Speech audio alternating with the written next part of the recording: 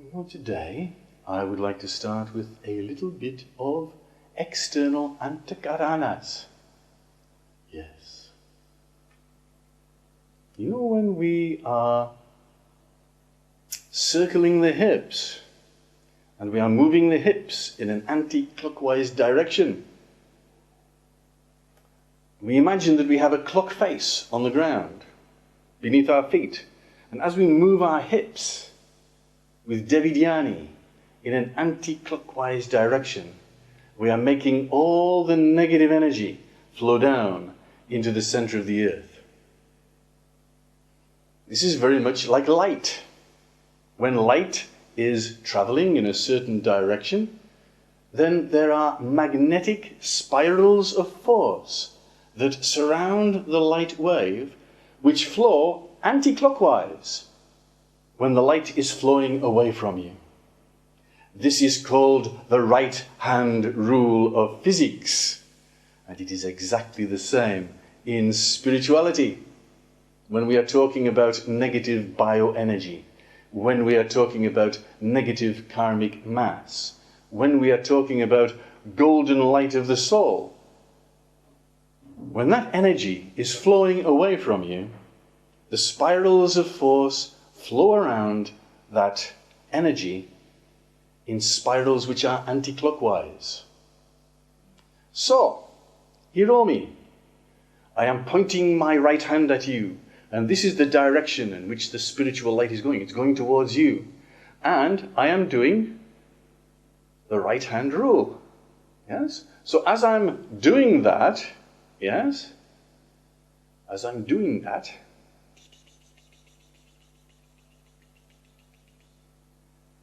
yeah? Then, which direction is my thumb going? Is it going anti-clockwise?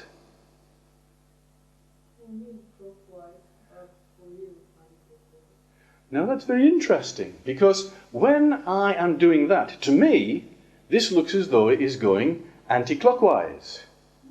And in the video also, it looks as though it's going anti-clockwise, because it's reversed. But when I'm doing that towards you, you can see me moving my thumb clockwise. But to me, it's anti-clockwise. How is this? How is that? It is something to do with spherical geometry. It is something to do with relativity of Einstein.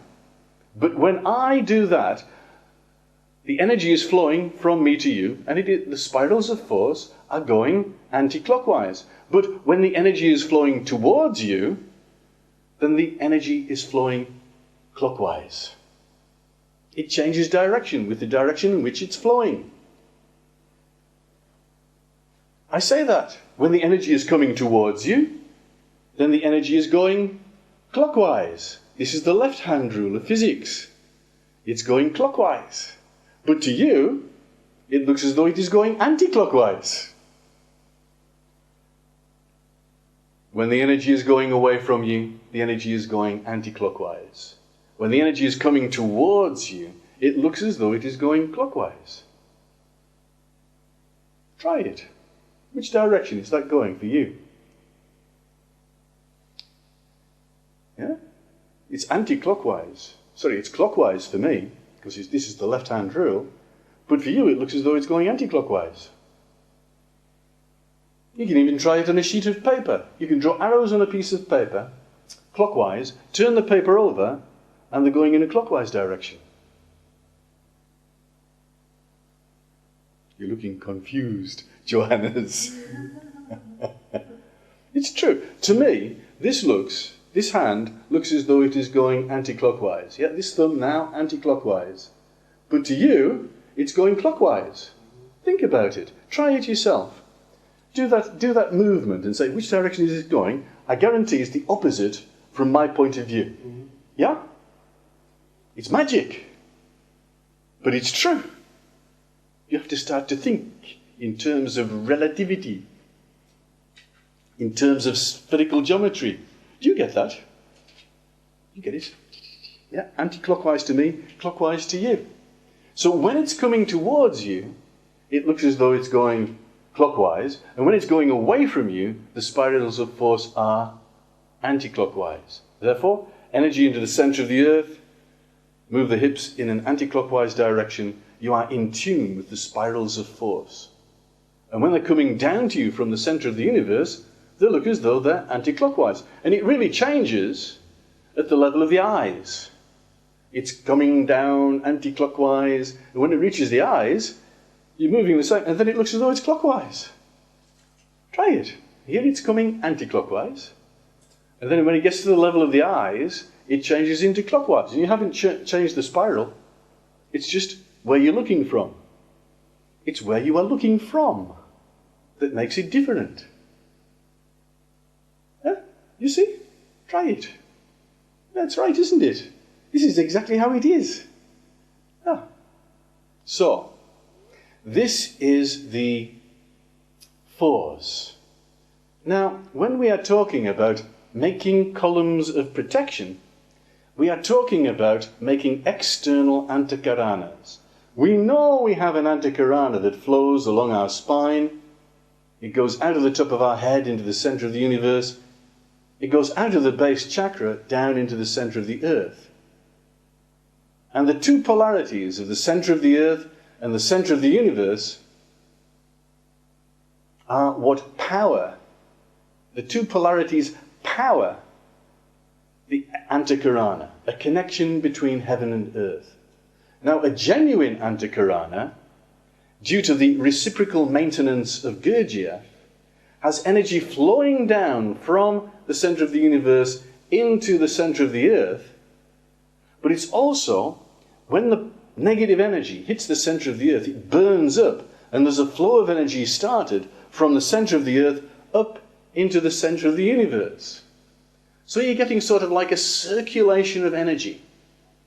But because the two parts are so far apart, the center of the earth is light years, trillions of miles away from the center of the universe, this circulation then becomes two parallel lines that join in the center of the earth and join in the center of the universe. One line is coming down, the other line is coming up. One line is coming down, and the other line is coming up. And around each one of these lines, there is a spiral of energy. So, the energy is going down beneath your eyes, and it's going down anti-clockwise. And then it's coming up from the center of the earth, and it's going clockwise. So you have two intertwined spirals of energy. One which is anti-clockwise, intertwined with the one coming up, the clockwise spiral. And together, these two spirals of energy, like a gene, like RNA, ribonucleic acid, which is part of the DNA, two spirals of energy, and they intertwine. They are actually 180 degrees out of phase to allow the intertwining. But all I'm talking about is how we create a column of energy, an external antakarana. What is it made from? How is it created? How does it function? You don't really need to go into all the science of it, but I sort of get interested in that kind of thing. And there is an external antakarana, two spirals of energy, two lines of energy going from the center of the universe down into the center of the earth and back again.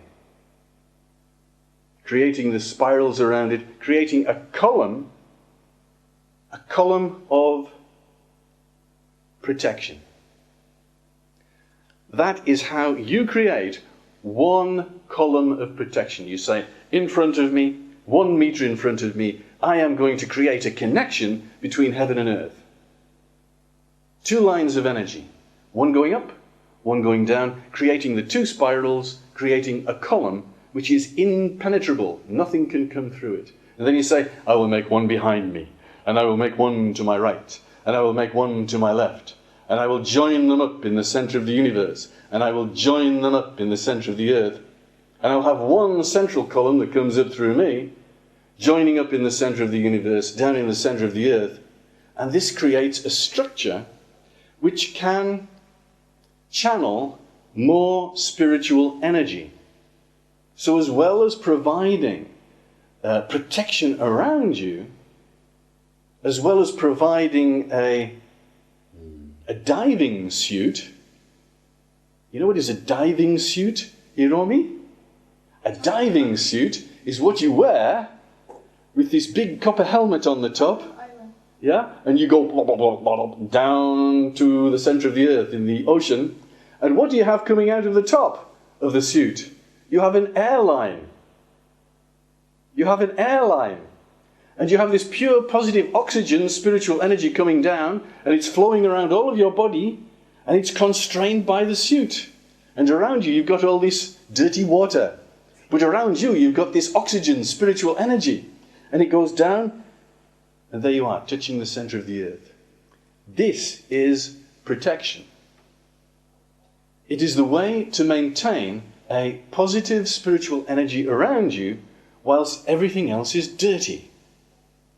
The whole world is dirty and filled with horrible, dirty energy.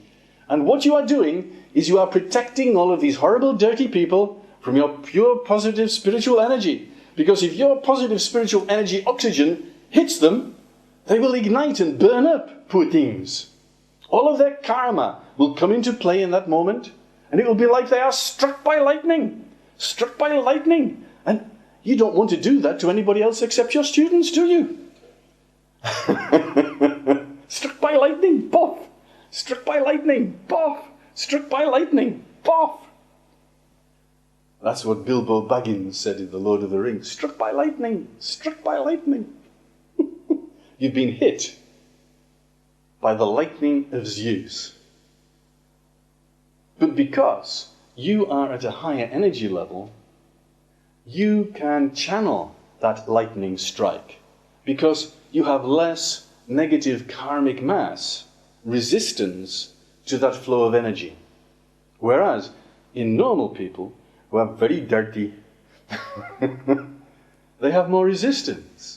So that when they get this super positive, powerful spiritual energy hitting them, they cannot take it. It's too much for them. It's very much like the story of Layla. I was telling Hiromi, her spiritual name is Layla. And I said, I know the story of Layla. It's very much like the song by Eric Clapton, Layla. And I said, one day, there were these tribes in Arabia. And Layla, a very beautiful young lady, so beautiful and so spiritual. She was a saint. And in the other tribe, there was this young man called Michaelides. And he heard about Layla. And he wanted to marry her. He thought, I am a beautiful boy. And I want to join in marriage with this lady. He was very proper about it. He didn't steal into the tribe and whisk her away and all the rest of it. He thought, I will do this proper, the way it is meant to be done. And he went to the leader of the tribe, which was the leader of Layla's tribe. And he said to the leader, I have heard a lot about Layla, and I am a rich young man. I am the prince of my tribe, and I would like to join our two tribes together by this marriage. I would like to marry Layla. I've got 1,000 camel I'm willing to give for this beautiful lady. The leader of the tribe said, well, this is all very good, he said. This is a very beautiful idea to join our two tribes together like this. He said, but somehow I don't think that you are ready for this. What do you mean, he said. I am the prince of my tribe. I have 1,000 camels. What can possibly be wrong with that? So he said, well, come. He said, we'll go to see Layla. So they went through the encampment and they came to the tent of Layla. He said, just open the tent and have a look. So Michaelides went to the tent and he opened it up, just a gap, and he took one look at the bottom level of the skirt of Layla, and he fell over in a faint. Poff! On the ground, out like a light. And the meaning of this story is that in the presence of pure positive spiritual energy, those who are not prepared will not be able to gaze upon the light of the beauty of Layla. You have to prepare yourself. It is not enough to have 1,000 camel.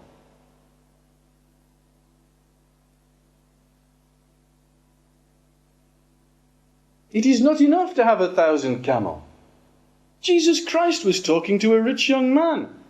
He said, you have as much chance of going to heaven as a rich man to pass through the eye of a needle.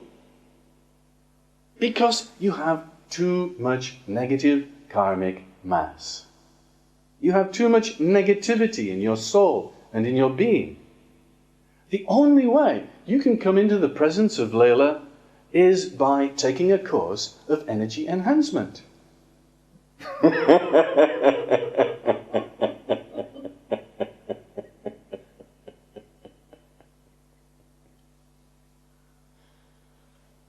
Yoga, meditation, pranayama, any of the 1,000 techniques that aspirants take on the path towards God. He fell over in a faint. He just could not take the energy. And so, this is why I am talking to you about the necessity for protection. Spiritual, psychic protection. Not for your protection, but to protect everybody from your Layla spiritual energy. Because when you leave here, I hope you will be saints. I hope you will be radiating the light of the soul. And you have to be careful. You know, when you go back, after you've been to the ashram and you have partaken of a little bit of the energy of Shivananda, then everybody that you come into contact with will be irradiated by that light. And if they have a little bit of negativity within them, they will feel uneasy. It will make them angry. They won't fall over in a faint. They will perhaps become angry in your presence. Or other people with that sort of type of psychic body might become depressed or sad in your presence. They will become emotional in the presence of the light. As we know ourselves, when we start to meditate, sometimes we go to sleep. We nod off. Because we can't take the light. Some people will become afraid in your presence. And so, in order not to bother other people, we have to protect them from your radiance. And the means of doing that is the columns of protection. Please practice them every day so you don't bother people when you go back. Put the diving suit around you.